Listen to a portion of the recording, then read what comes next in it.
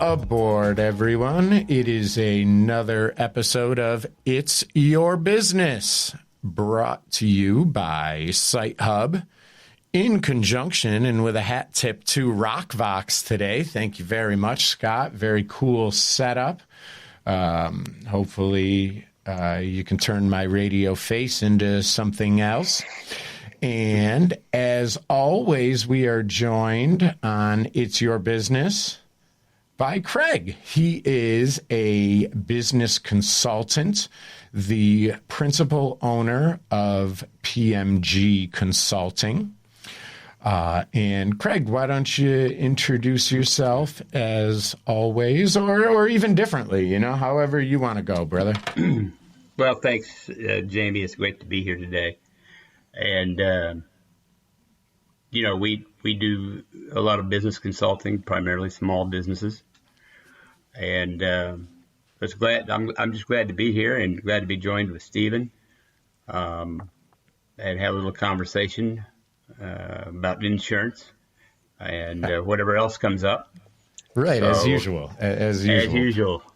So, thanks a lot. Happy to be here. Yeah, thank you, Craig. And we are joined by a friend of mine and also an insurance specialist, Steven Messina from Brown and Brown. And Steven, why don't you please introduce yourself? Let us know what you've been up to. Yeah, like Jamie said, I'm Steve Messina. I work with Brown and Brown. I've been there about 9 years, focusing on commercial insurance. Mainly, I work with manufacturers, but really all different types of companies. The thing with my customer base, it's mostly companies doing about 100 million up to 2.5 billion in revenue. So it's a pretty good size and all over the country. So it gives me a pretty diverse look into the industry and what's going on. Very cool. And It's Your Business. We try to focus monthly on a different aspect or a difficulty that a business owner or a business may be facing. And Craig offers his expertise. I try to offer one-liners, and hopefully we can help some people out. And this month, today, right now, in fact, we are going to be focusing on insurance and business insurance. How much is too much? Obviously, everything today, is focused. Well, maybe not focused, but to ignore the pandemic and COVID and everything is not helping anybody. So probably we will be viewing things through that prism. So if we could start with you, Steven, over, the last year to year and a half, what changes have you seen in the insurance industry, whether it is in response to the pandemic or even preparing themselves against, liability and things like that? Yeah. So I'll start with the response. So it's really interesting because one of my customers was starting a large construction project at their site, about $300 million, right in March of last year. So we were placing builder's risk insurance. So when a project is underway, that's the type of coverage, is that property. So it was the most interesting thing was this. We placed the coverage on February 1st. We went to one of the carriers and asked if we could make some changes. They said, well, if we do that, we have to reissue the policy and it'll have a COVID exclusion. So carriers quickly, right from the start, were excluding COVID specifically. Now, there are virus and bacteria exclusions that have existed for decades, and those are most often what's being leaned on to prevent coverage from being there when these companies are trying to file business interruption claims. And the other thing is the fact that you would need property damage. So what's really the most interesting thing from a COVID perspective is watching the court cases. And there was just one in Pennsylvania that the judge ruled a restaurant chain should be getting paid for their loss of income. Now, that will be appealed. We'll see where it goes. But I can tell you globally, there's only been about 2 or 3 cases that have been won by the by the company, the insured. And we expect that to continue because the language is pretty clear. But from a protecting yourself in the future perspective, it's really hard because you may have seen in the news right when COVID started that Wimbledon had purchased pandemic insurance. $2 million a year they had paid for 10 years. And obviously it paid off. And the company who offered that coverage had sold 4 policies in 15 years. So and it really drives to the fundamental problem when business owners look at insurance, and that's we want to control our costs, so we don't want to buy additional coverage. And we think those sort of events like a pandemic are so rare we shouldn't worry about it. But then it happens, and now you're trying to figure out the solution, and obviously it's too late. Yeah, that's what I was saying, and I can't remember to whom, but someone recently I was saying, well, insurance is pretty cheap before the fact. It's when you have to scramble, after to cover your ass where really we run into it. And that's a great point, Steven, about, these court cases and things. And, they obviously it's not a criminal issue, but they do say that the wheels of justice move slowly. And the laws and the statutes were not written to anticipate this sort of global pandemic sort of situation.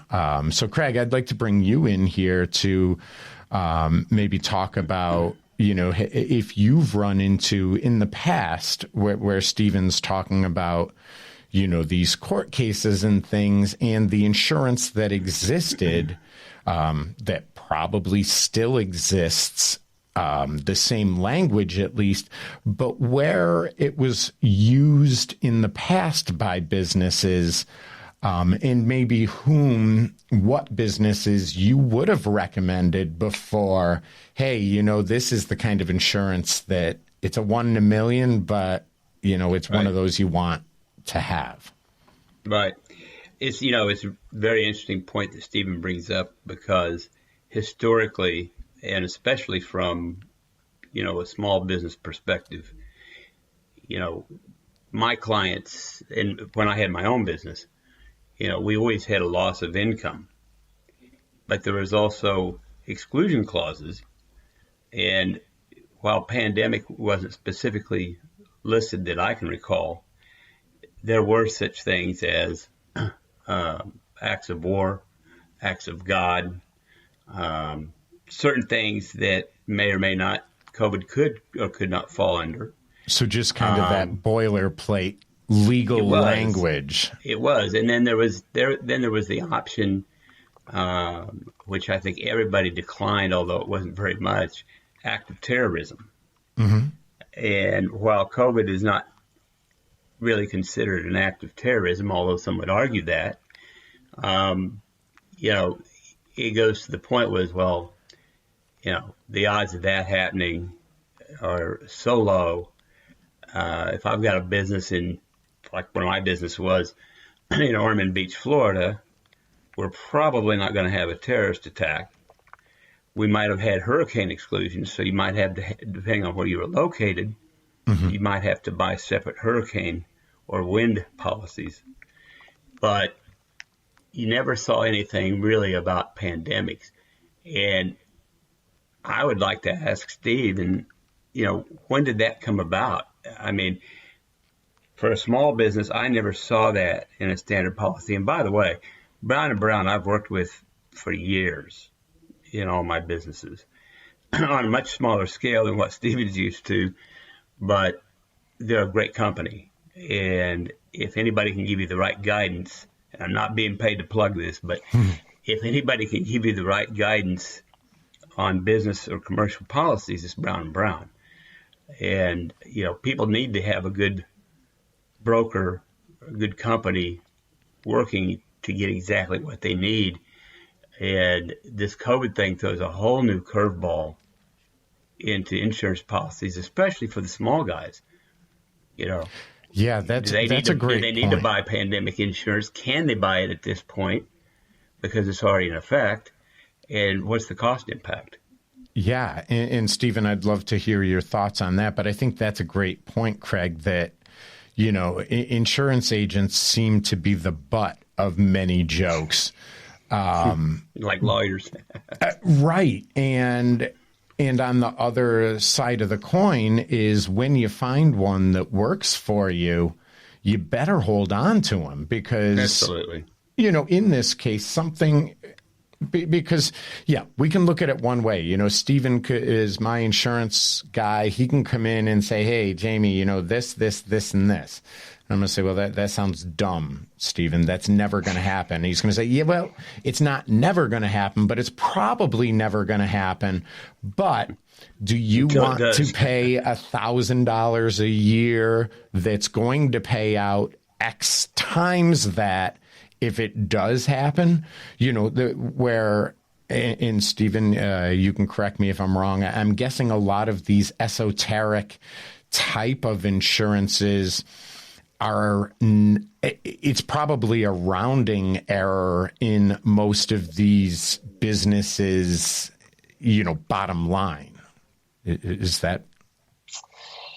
Yeah, accurate?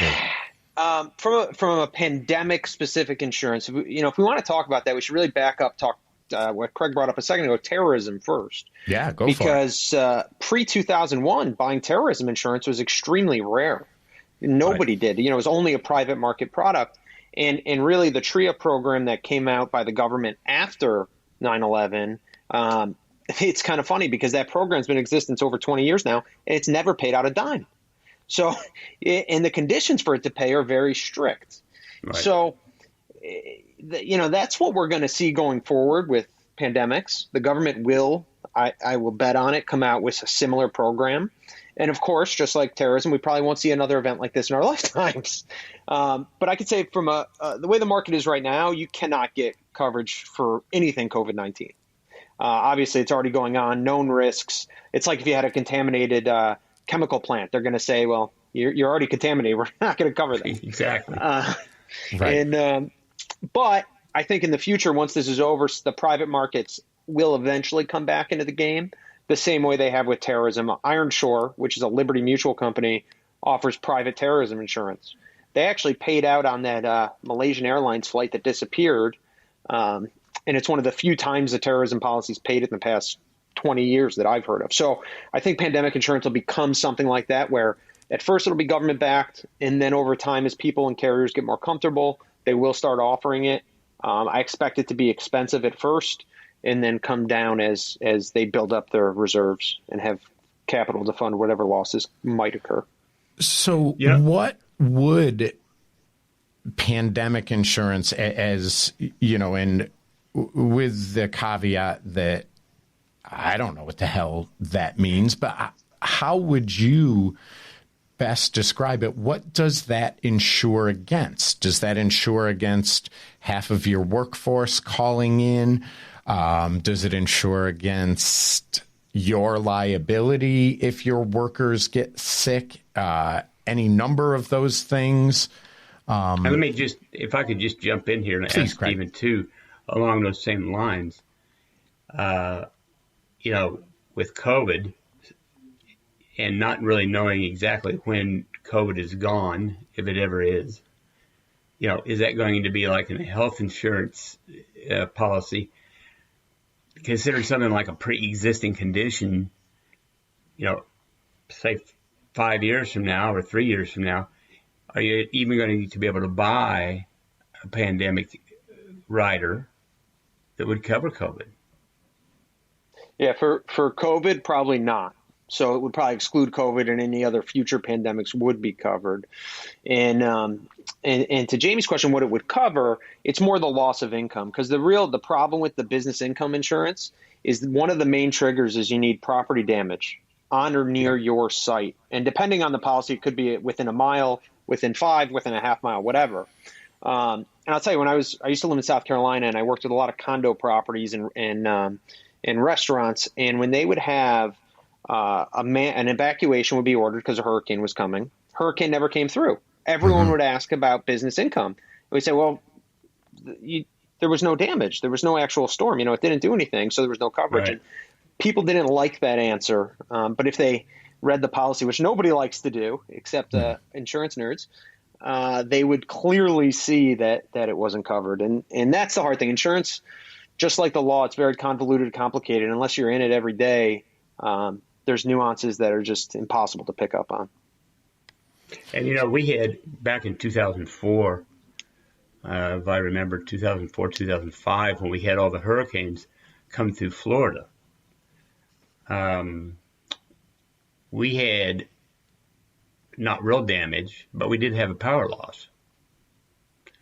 And we were able to get some loss of income off of that because while we weren't directly on the beach, we weren't directly hit, but because of the power outage, we went down, and of course, our telephones and email and all that were the crux of our business. And Sure. we couldn't even open up to see customers that did come in. So we were able to collect under that. But, when you get into hurricane insurance and things like that, in Florida anyway, it's usually so many days after a named storm. Yep. In other words, you can't go out and buy it at the last minute because it's just not going to, they're not going to write it. Right. So, I think of insurance a lot like gambling, where at the beginning of the baseball season, if you've got a really good feeling that so-and-so is going to lead the league in home runs, well, if it's the guy that everybody else thinks is going to lead the league in home runs, maybe you get even money, or maybe it's even more than that. So I'm going to pay $100 on Luke Voigt to lead the league in home runs. If he does that, then I'm going to get $200. Awesome. But now at the All-Star break, Luke Voigt, let's say, is 15 home runs ahead of everybody else. Well, now I'm actually going to have to pay $220 to make $100. Right. And then at the end of the season, as things go, then that number is going to flip. And I mean, because I'm not too bright, that's kind of how I bake insurance down, where the more likely something is to happen, the more, what you're paying is going to equal what you get out of it. Is that what you guys have seen, and is that an accurate way of thinking about it, ish? No, it makes sense. I mean, I'll tell you, there's a company I work with. It's a national company. They have about 10,000 employees, and we were recently working on the renewal of their umbrella policy. So it's a $10 million in limit. They pay $3.8 million a year for that. So obviously that's at that point you would have to think about self-insuring it because, every 3 years you're paying the premium, but they have losses every 2.5 years that get into that policy. So for them, it's better to pay the premium, even if the difference over the long run might be a wash. Sure. But yeah, and to your earlier point, and what Craig was saying about the hurricanes, yeah, we get emails when the storms are coming up. Carriers shut down writing insurance in certain territories, which luckily it's never happened to me. But the one thing I've always been fearful of is what happens if I'm working on a new piece of business. The hurricane comes in and then they say, we can't, we gave you this quote, but it's no good anymore. Right, so, because you took a nap or something. Exactly. Right. So the timing of when your policy renews, if you're in those cat exposed areas, could be problematic in some years. So how do you deal with that, Steven? If obviously I can get flood insurance, it's probably going to be really cheap. And, in that case, would you just tell me, Steven, hey, yeah, Jamie, why don't you give me that $5? I'll put it in my pocket because it's not going to flood in Brighton.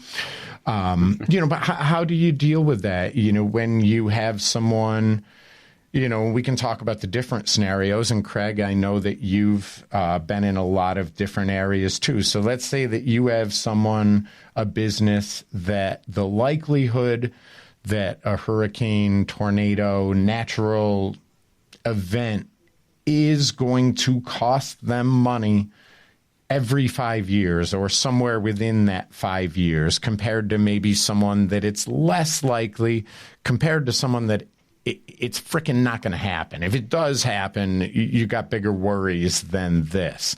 So how do you approach that? And is that a difficult conversation to have? And just as kind of an addendum, I don't know if it makes a difference when you're working with these huge businesses. On one hand, I can see them saying, yeah, you know what? This is a huge nut. We've got to cover it.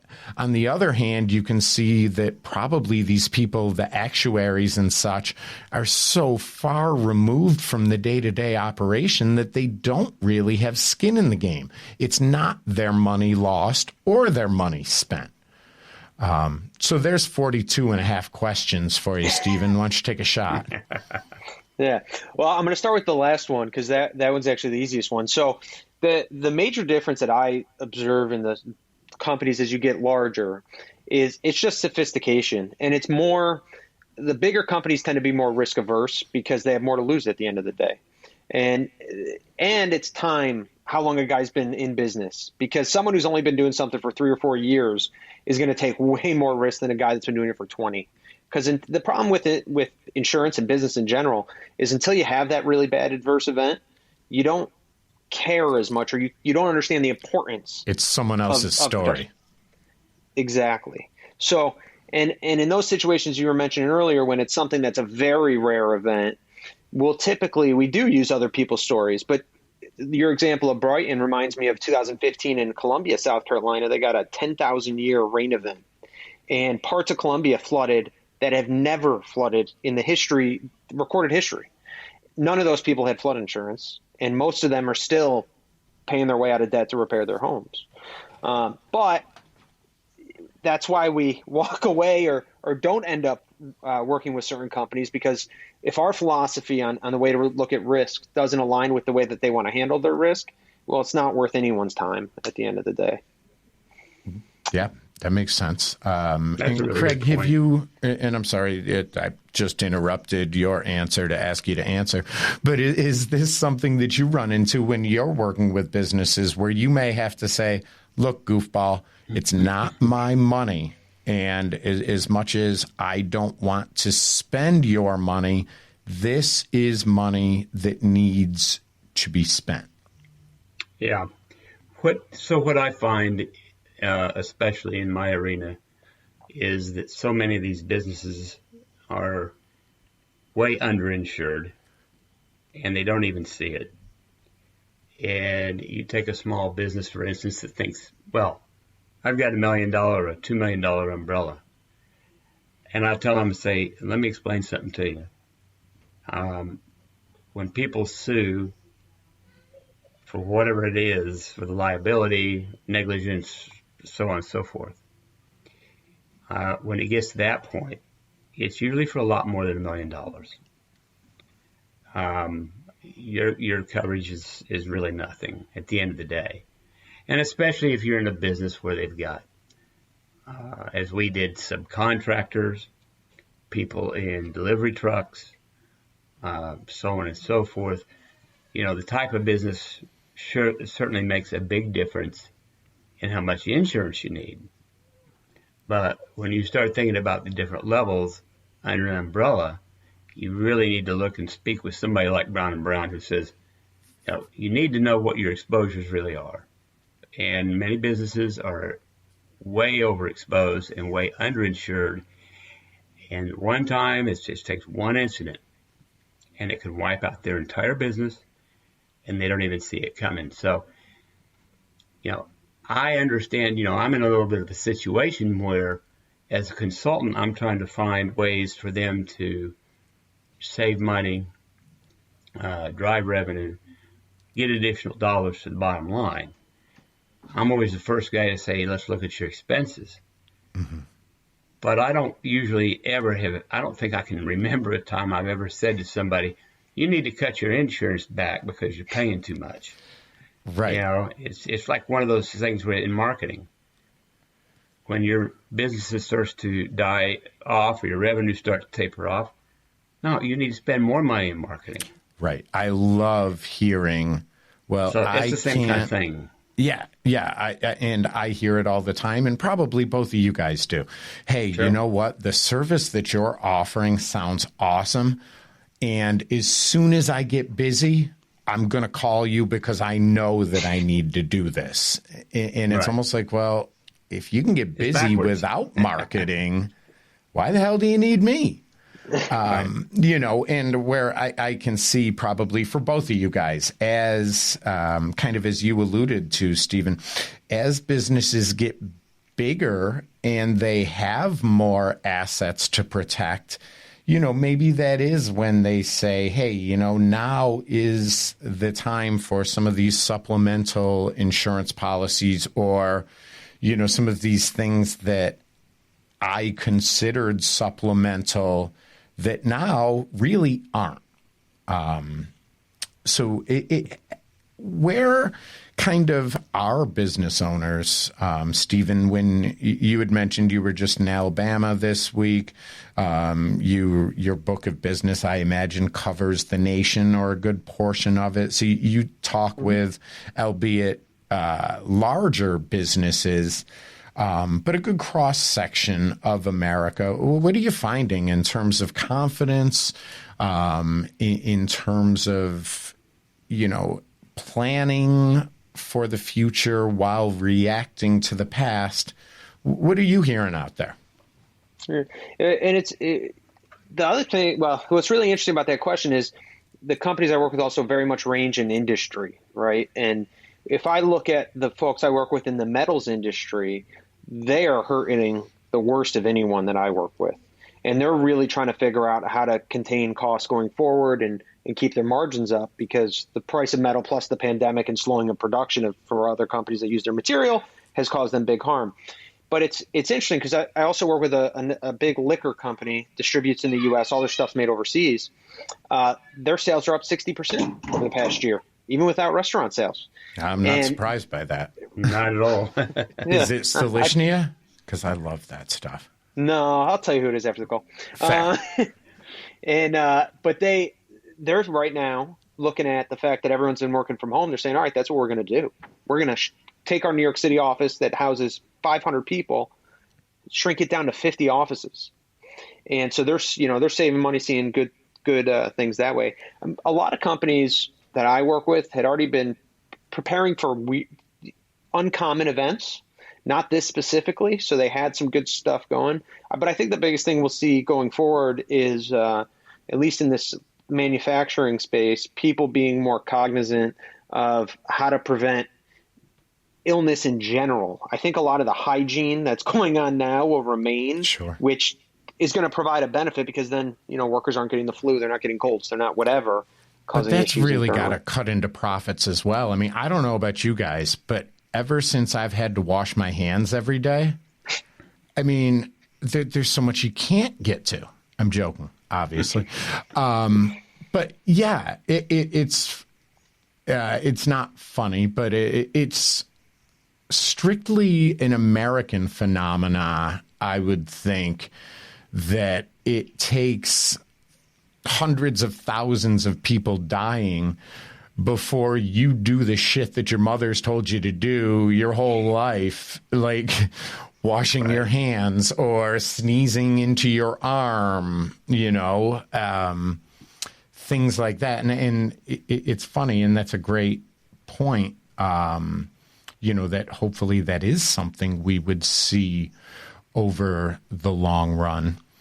And Craig, maybe if you could comment, how would you recommend, you know, let's say you're consulting this liquor company who's been doing okay, and I know that's not the case with what you said, Steven, but just hypothetically, you're working with a company that's doing okay. They're paying their people. They're making a little bit of money. All of a sudden, for whatever reason, they have a great windfall, and they're suddenly in a different business position than they were 6 months ago. What would you say at that point that, hey, first off, congratulations, awesome. Right. This, you know, things have changed, and these are changes that you need to make to make sure that they don't change, you know, back. Right. Well, in that situation, obviously, we do all the business things from an operational standpoint and all that good stuff, because those processes are going to have to be enlarged and everything would have to be scaled up in theory. Can you handle that? But that also means more employees. It also means more activity in the space you're in, likely, or you go to a bigger space. And it kind of ties in, that reassessment period where, prevention is the key. But at the same time, I would tell that person or that business owner, you need to revisit your policy. Clearly, the workers' comp insurance for the state is going to go up. Mm-hmm. There's a reason for that. Right. So if that risk goes up, just from the worker's standpoint, it should be a signal other risks are going to go up as well. And your exposure risk, if you're doing more business, customer risk, liability risk, the list goes on and on. So I think that, what I found with good companies that represent you for insurance is that they usually will work with you not only in assessing what your additional exposure is, but, for instance, they'll come in and help you do a safety audit. If you're in a type of business that requires that. You could be exposing yourself to more OSHA issues, negligent, slip and falls.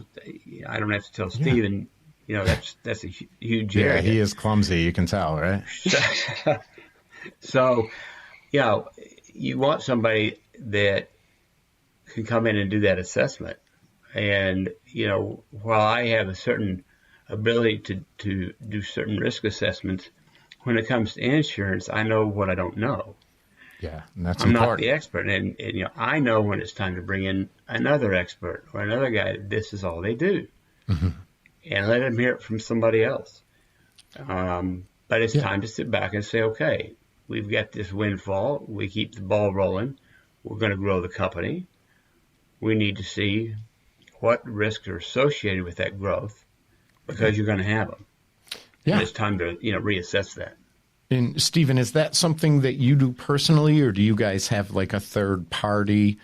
How does that go? And I'll use the very small example that I can understand. Let's say I have renter's insurance on my townhouse, and then all of a sudden I find out I open a box that's under my bed, and oh my God, there's that Picasso.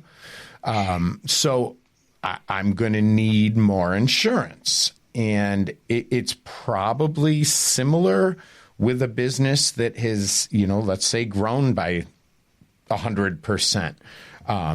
Is that something where you find that you are the one going to that business owner, or does the business owner know that when they have more, they have more to insure? How does that work, and how do you go about appraising it, whether it's a third party or is it just you saying, hey, here's what you got?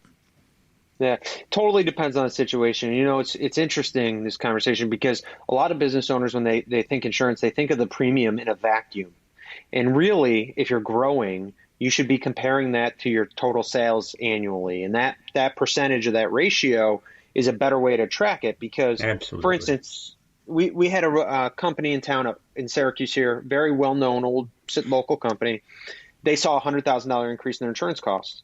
Well, as a percentage of revenue, it actually went down. And when we showed it to them that way, they were actually happy with the result. Bingo. So, but I think from an assessment perspective, it depends what's going on. If you're moving into a completely new activity that's higher risk, like if you're a general contractor, you're going to start paving roads, I'd bring in a third-party safety guy for that kind of scenario. Now, if you're more talking about assessing new property values, what's going to happen if I double my workforce and my payroll's double? What's the difference if I add X amount of annual revenue to my general liability? Those are things we definitely do in-house. And sometimes you'd rather have a conversation with the broker before talking to the insurance company, because if you're going to do something you might not think is risky, like I have a contractor actually by you guys in Rochester that was considering purchasing their own cranes instead of having a crane company come out and operate them on the site. We told that owner, and this is a 75-year-old company, family company, do not do that. Whatever you do not do that, because cranes, this would have taken their umbrella insurance and multiplied it times 5 just from purchasing a single crane. Sure. So it really shift the liability. Yeah, so you really want to have that conversation on the front end. And I'm sorry to interrupt, but a lot of what we're ultimately talking about is a dollar value. So if someone, let's say here in Rochester, they call you and say, hey, Steven, we bought the adjoining lot here. It's vacant right now. We're going to start building on it, but I probably need more insurance. That's my guess is that's a much different conversation and a much different amount on the check than someone in Manhattan who buys the adjoining lot with similar plans, right? Yeah, definitely. In New York City, there's some insurance companies that just don't do business in the city because judgments. You hit a pedestrian with a car going 1 mile an hour, you're talking $4 or $5 million. Yeah. I had that happen a couple of years ago, and it ended up being $2.3 million. Is your ankle okay? Yeah, I'm fine. Driving in my new Ferrari that insurance might get me. No, but no, seriously, that's New York's definitely a huge exposure. And the other thing to think too is, in the situation you just gave with a new construction, is the prior use of the property, because environmental issues, discovering those midway, or hopefully you do the right thing and have a phase 1, if not a phase 2 study done. Right. You really got to look into that stuff. An Indian burial ground or something, and it sounds funny, but those sorts of things happen probably more in New York City than they do most places.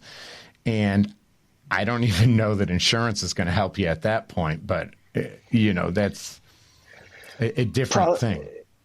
Yeah, insurance is not going to help 100% with the Indian burial ground, but what it could help with in that scenario is a lot of construction contracts have delay clauses that you could pay more money if there's a delay to a property or a project manager or something like that. So there are times where you can have delay coverages. So there's some things you could have covered in your scenario, but the archaeological work, I think the state would do that, hopefully. Yeah, here's to hoping. So to kind of move it forward, so let's say in light of everything that's happened both in the past year and however else long, so you guys are either starting a business or you're advising a business in what sort of insurance coverages they need. Kind of where would you go for, look, you 100% need these things and this amount. Otherwise, I'm not going to work with you. No offense. I just, I can't. And these also are things that you should strongly consider. And how much has that changed in the past year or year and a half? Steven, you might as well start since you seem to have read this stuff before. From my perspective, I've worked with quite a few startups, mostly in the tech space. And number one, you got to think about what coverages do I legally have to carry, right? If I have a company, I need general liability. If I have employees, I'm going to need workers' comp. If I have any company vehicles, I'm going to need auto coverage. So you always start there. And then it depends on the timeline. So if it's going to be 2 years of research and development, no public product, and we have no lease requiring us to have some other property coverage on it, might just be, hey, we're just going to have general liability for now until we hire employees and have to get workers' comp. Then it depends how you scale from there. If the next thing is hiring 20 employees to start doing the work, then obviously workers' comp and employment practices liability, which is often overlooked by the small businesses because they don't want to spend the $2,500 where they don't realize one false claim is going to cost them $25,000. And then from there, it just depends on the timeline of development within their product. And Craig, I'll get to you in a second because I'd like to hear your feedback or ideas on this. But a couple of things, Steven. Anything that you would recommend today that you wouldn't have a year and a half ago? And similar but unrelated, how often are you dealing with some of these businesses? I mean, is it every 6 weeks in that example you gave where someone may say, hey, research and development is done. I know that we had 5 people here. In a month, there's going to be 25 here. So the first question, what would you recommend today that you never would have a year ago, or maybe had never even heard of a year ago? Yeah, so it's more on our end as a broker. So what we do for our customers, we really dig through the policy, we read every page, and then we go fight the underwriters to have the language in the policy changed, whether that's a whole new endorsement or a couple words added to a different section. And the one thing we've really been pushing hard on is removing virus and bacteria exclusions in any policy they appear. Now, of course, that's really hard right now because of COVID. Sure. We will often, as a compromise, accept a COVID-specific exclusion, but they would grant coverage for other virus and bacteria. And so that's really the only thing we're looking at differently, because the market really hasn't reacted to COVID yet from a new product perspective. And then how often we're staying in touch with the startup companies. We like to try to, when we first place the first policy, have a written game plan we've reviewed with them. So at this point, we're going to have to do X, at this point, Y, at this point, Z. And the frequency that we talk just depends on the customer. Some of the startups I was talking to weekly, some I worked with, it would be every 3 or 4 months, depending on how slow they were in their timeline.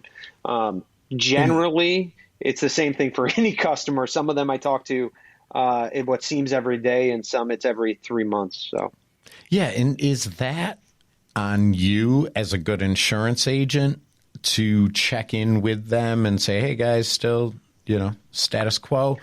Or is it on the business owner to make sure that their liabilities are covered? Or is it a shared thing? It's shared to a degree, but it's really on the broker to make sure they're keeping a finger on the pulse of the company. So what we try to do is, if we have certain customers are very low need, if we didn't call them, we would hear from them twice a year. Mm-hmm. So those folks I usually have on a 6 week or so schedule, check in, make sure nothing's different. But also just to chat, to keep the relationship strong. It's good to just randomly call, even if it's not business related, obviously. Right. And let's not ignore the fact that the more insurance you sell, the more you make. You didn't become an insurance agent out of altruism. That's important to notice. And that's not to suggest that you're doing anything unscrupulous or anything like that, because the business world, as big as it seems, it's pretty small. And if you're doing BS like that, it doesn't take long for the word to get out. But I guess it is in both you and the business owners' vital interests to keep them properly insured, right? Definitely. And it's interesting you bring up the compensation thing, because a lot of folks, especially the contractors, for some reason, like to give us a lot of grief about how we're paid. And my response to that is, well, all right, let's not pay me commission. Let's pay me a fee. Let's agree upon a number that you think my work is worth. And if I think it's too low, I'll negotiate it with you. Mm-hmm. But that's how the bigger companies operate, because there definitely is a conflict of interest when, like right now, insurance prices are going up for liability and property. The only thing that stays stagnant a little down is workers' comp for some reason, which that's a whole nother conversation. So obviously there's a problem there. The market is raising prices at no one's fault locally, and we make more money. So that's why oftentimes we'll go down that route of trying to figure out a fee that makes sense instead. Sure. So Craig, what about you? Anything that, and obviously I know you were out of the country and now you're back in the country. And I know you've been involved with business here in the States. But, as you're advising that company, And this doesn't have to be insurance, but just as you're advising a company in the new world that we live in the new workspace, what is something that you would have never mentioned a year and a half ago that today can't go ignored? Probably from the employee standpoint, if the folks aren't working remotely, which back, a couple of years ago they weren't. Right. I probably would not have, we all talk about drug tests as part of the employment process, but I probably would have never said, no, go get yourself tested for a virus. Sure. That's something new. I think it's going to be interesting to see as we come out of the lockdowns and so forth. And as you may know, Florida, pretty much, we're wide open right now. Yes, there's masks, but there's no mandate for masks from a government perspective.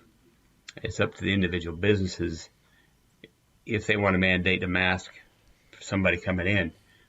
But, I mean, the restaurants, everything here, the traffic, you'd never know there was any kind of pandemic.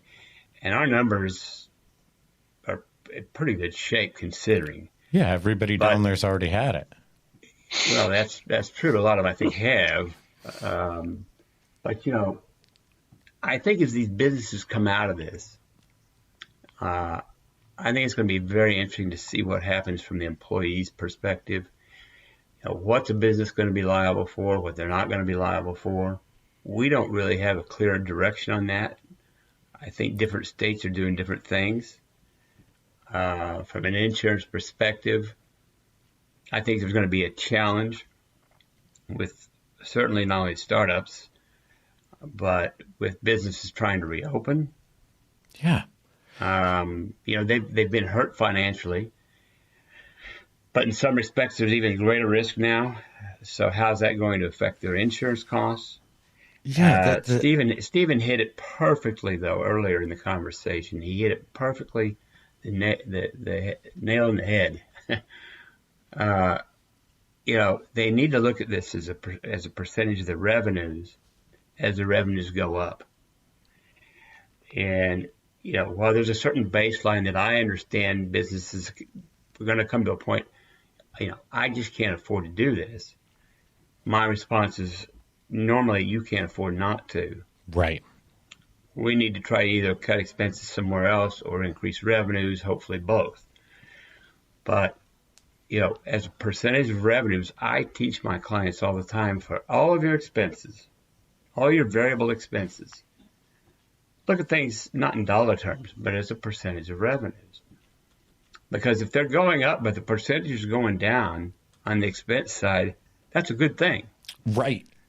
Absolutely. So you try to drive that into their head to start looking at things a little bit differently.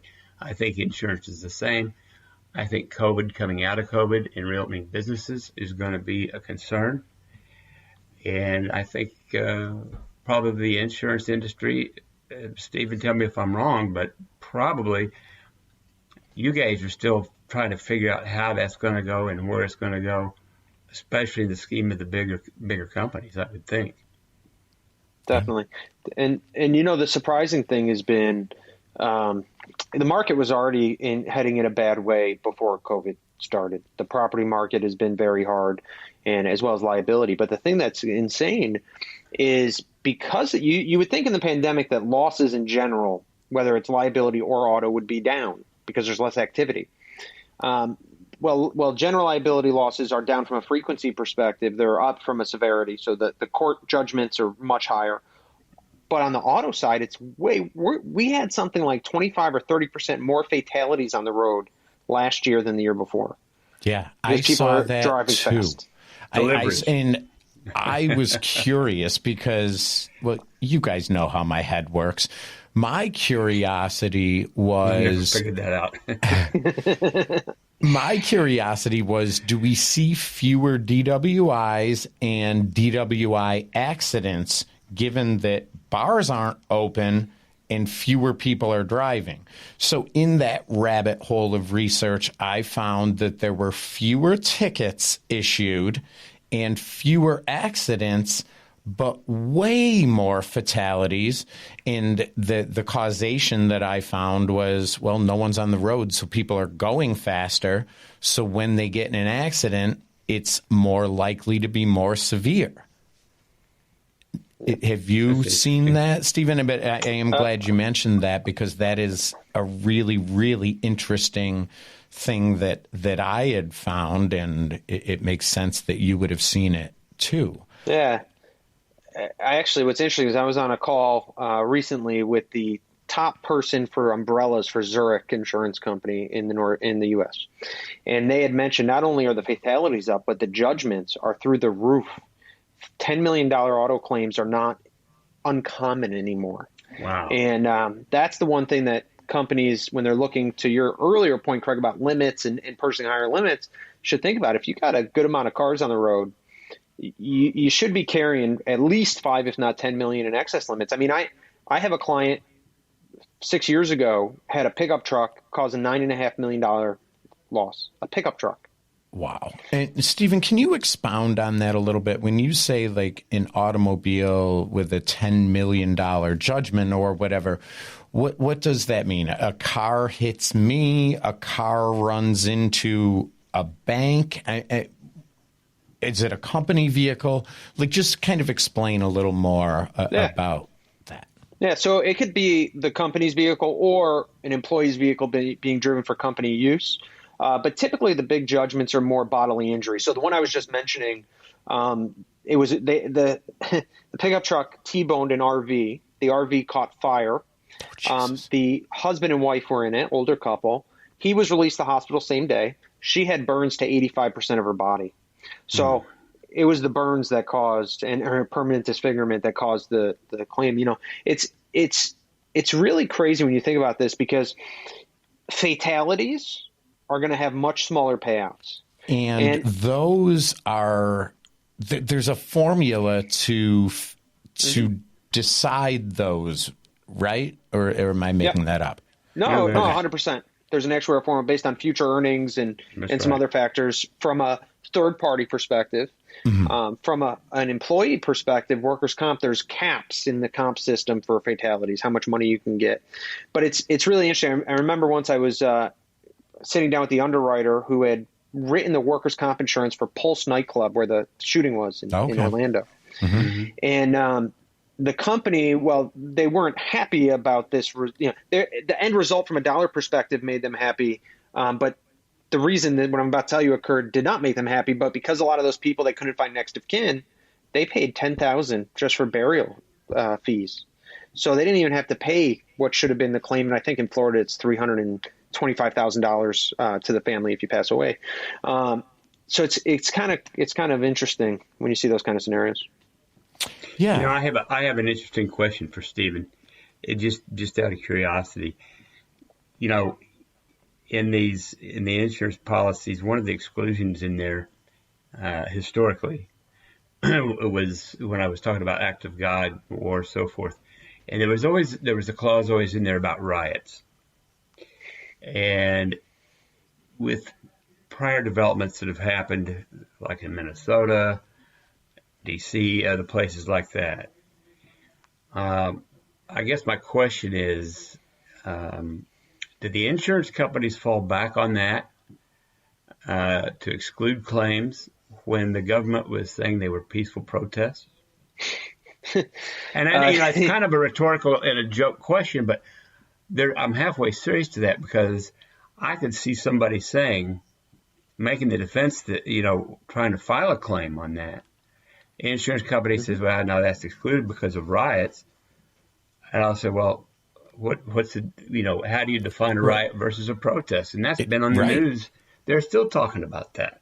Yeah, that's a great question, and really touches on a lot of things in insurance, because, whether it's act of God, riot, you know, any of these things, who is the ultimate clauses. So who decides, to Craig's point, you know, if there's a riot exclusion or something like that, Who decides that?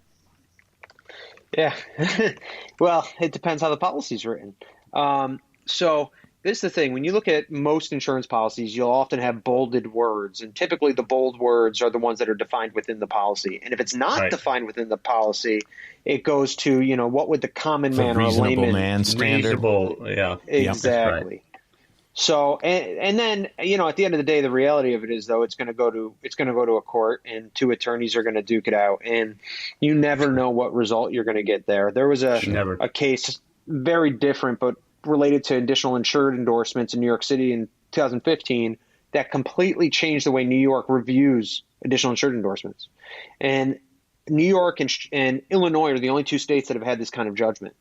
So it really makes it difficult because you got to understand precedent in the place that you work in, but also depending on if you're a company that's shipping product or doing work in other states, you got to understand those as well, which could be completely different. Yeah.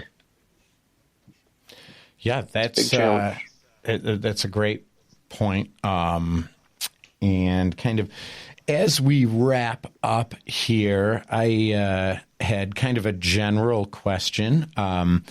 As we move to more and more remote working, how does that change insurance liability or insurance responsibilities? If, for instance, I'm working from home, and to make a specific example, let's say that my workplace decided, hey, it doesn't make sense to pay for this space that no one uses. You guys are all going to be working from home now. So in the reason that I'm asking this is years ago when it happened to me, I was legitimately wondering, okay, I get up to grab a cup of coffee and I fall down and break my hip. Is that a workman's comp thing? Is that a renter's insurance thing? Like, how are things going to change both for the employee and the employer when we're going to remote work? Yeah, that's the biggest question that everyone wants to know. And the fact of the matter is, well, I do speak for the common man, Steven. You know that. I'm sure. but the challenge there is, or the real ridiculous thing that's going to happen here is a lot of lawyers are going to make a lot of money. Because, the question becomes, were you working, were you not? And it makes me think of created? Well, how was the risk created? Yeah.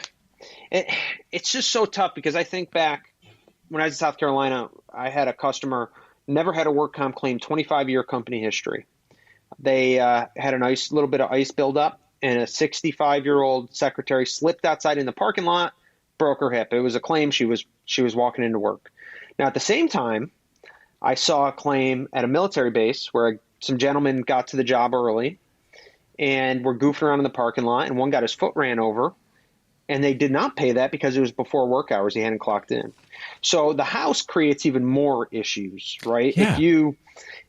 There's so many scenarios you come up with. They're all questionable, but the employee, regardless, if they got hurt, they think it's comp, and the company declines it, they're going to go get an attorney, and we're going to get this thing tested out. Yeah, and then what's going to happen is they're going to file it with the homeowner's insurance as well, or the landlord if they're renting, and you let the insurance companies fight it out. Now, that's what I tell my clients. I said, give it to them, let them fight it out. You've got coverage on both, but from a realistic standpoint, from Steven's standpoint, it's a point well taken. We're going to have to see how that plays out. It's going to change.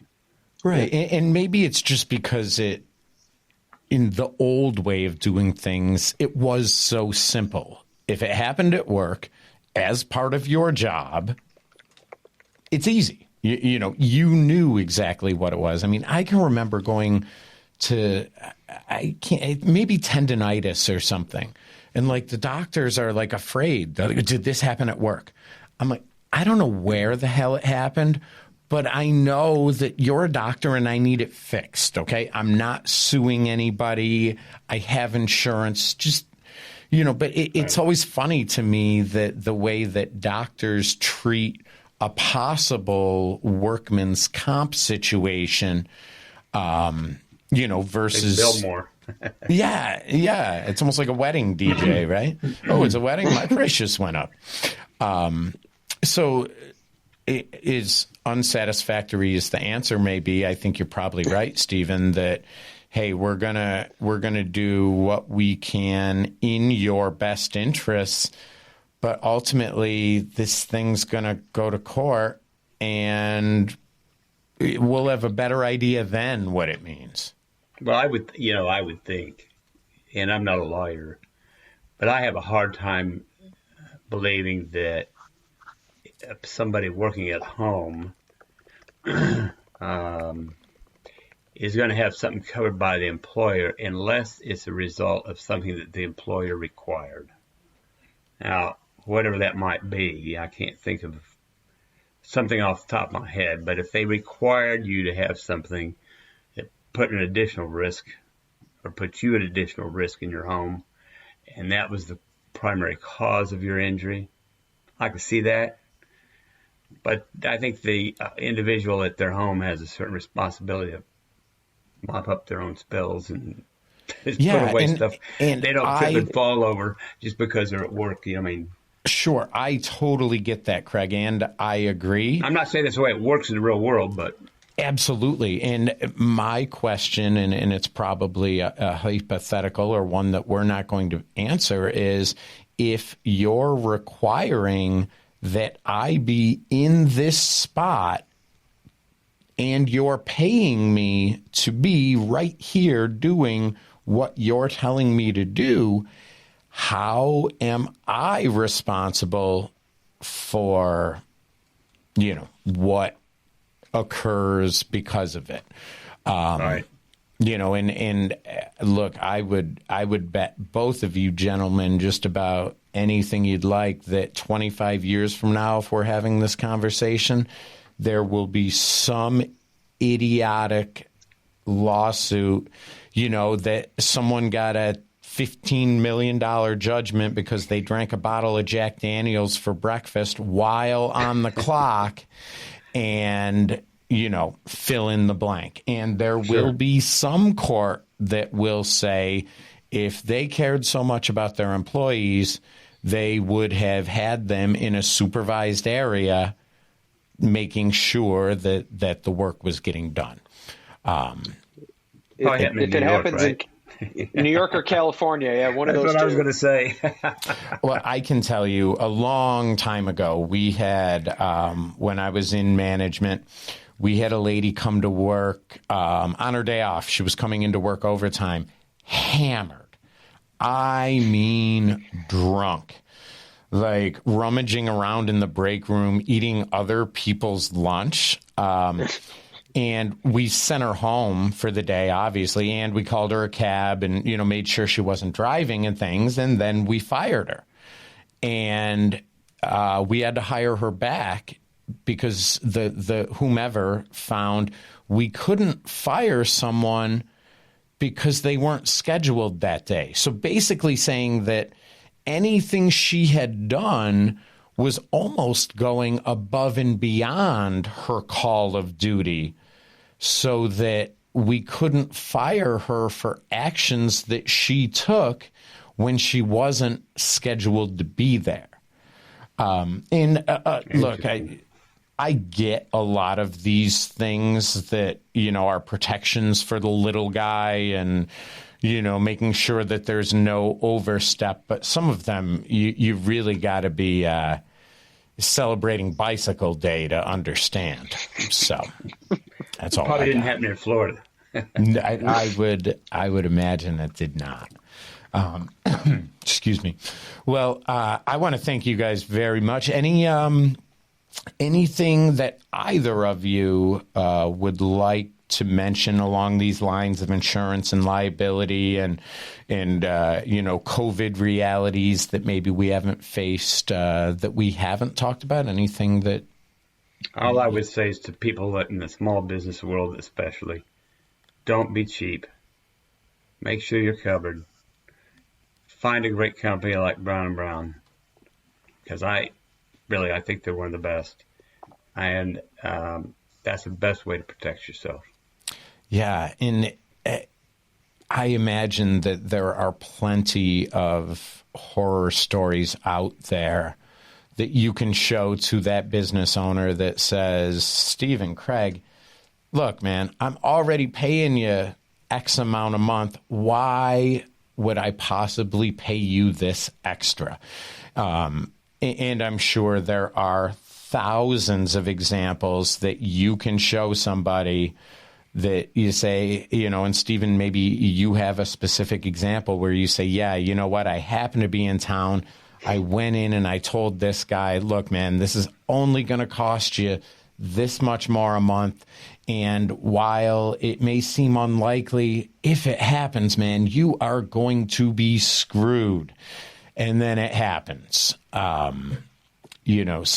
I get that a lot of business owners, especially smaller businesses, it may seem like an unnecessary expense until you need it.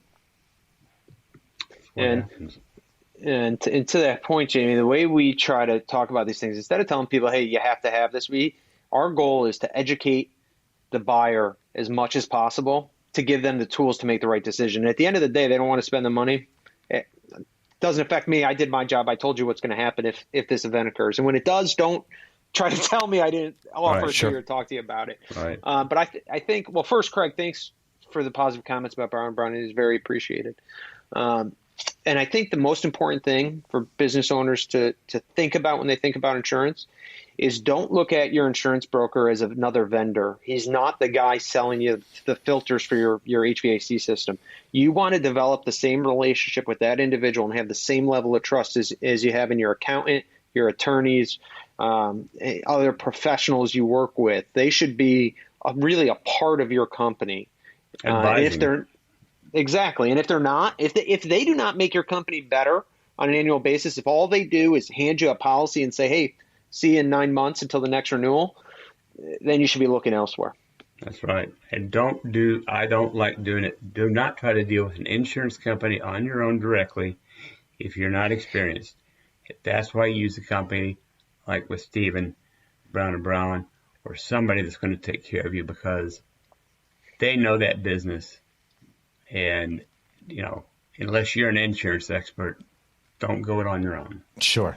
Yeah. Kind of where we had started this conversation or way back where I remember when I was working for a company and one of the clients did happen to read the whole contract and they say, well, hold on. This says that if I lose a lawsuit to you guys, I have to pay for your lawyers. I'm not signing this. I'm like, well, look, bro, it also says if there's civil war, we don't have to write your blog post. But, let's be realistic. Well, perfect. Guys, thank you very much. I truly appreciate it. Hopefully we got some helpful stuff out there for some business owners. Steven, we'll start with you. If you want to take a minute, let people know where and how they can find you. Yeah, so that's actually a good question. How and where? Yeah, I didn't mean to bust that on you without giving you a heads up. Yeah, no, like anything else. But no, I mean, our company, Brown & Brown's a national company. We're publicly traded. You can I'm in the Syracuse, New York office. You can call that office directly. The number's right online, or look up a local office in your area. We have great people all over the country. And especially where Craig is in Florida, where our headquarters is, we have about, I think, 75 offices in the state of Florida. So we usually say in Florida, either A, they've worked with Brown & Brown, or B, they're not going to. Exactly. That's about right. And they are a great company. I'm really not getting paid to say that. But I encourage people to use a good broker like that. Whether it's Brown & Brown or not, use somebody that's good. Use somebody reputable. Absolutely. Absolutely. When when you're talking about this kind of money, you would think that it goes without saying that you should do your due diligence. And, to talk about marketing for a second, this is something I tell business owners all the time. If I were talking to Steven or someone at Brown and Brown, if you have negative reviews out there, how much could that cost you? I mean, Steven, you're talking about working with, multi-million-dollar companies where these policies are 9 figures, where, if someone goes on your website and they see a crappy review, or they see a crappy website, they're not going to call you. What did that just cost your business? So yes, to Craig's point, if you're spending this kind of money, it should go without saying, but do your homework. Make sure the company, 1, deserves your business, 2, is going to do right by your business. And Craig, where and how can people find you? Well, I'm not quite as big as Steven's company. Actually, I'm a pretty small guy, but I can help people from all over the country as well as right here in the Tampa area. Feel free to email me, info@pmg-consult.org, or you can give me a call at 954-378-9239. Be happy to help you out, and if I can't help you, I'll tell you. Just send them to Steven. I'll send to Steven. Perfect. Well, thank you very much, guys. And just a little housekeeping here, as people have probably noticed, this is an audio podcast. And this, I believe, might be the way that we are going in the future. Speaking of negative reviews, I got enough about my face. I think you guys, everybody who is tuning in, please, do whatever it is that you do to things that you like, and tell somebody about it. Gentlemen, Steven, Craig, I appreciate your time. As always, appreciate your insight. Insurance is one of those things that I find kind of fascinating. Even though it's not at all, it's interesting. Yeah, paint drying and grass growing are my other big interests. But it is interesting to me that as industries change and as environments change, insurance has to change with it. And we always kind of hope it's before it, but that's not always possible. So, Jamie, one thing. Yes, sir. If somebody wants to get a hold of you. If somebody wants to get a hold of me. Well, nobody does. If somebody wants to get a hold of you to get a hold of us, how can they do that? Jamie, my name, JAMIE at yoursitehub.com. That is my email. That is the easiest way to get a hold of me. And I will give you Steven and Craig's cell phone numbers if you need to get in touch with them. So, yes, thank you, Craig. And our website is yoursitehub.com. My email, Jamie, JAMIE at yoursitehub.com. Thank you guys very much for joining. It was a lot of fun. We'll do it on the beach next time, maybe. And thank you guys for tuning in. This has been another episode of It's Your Business.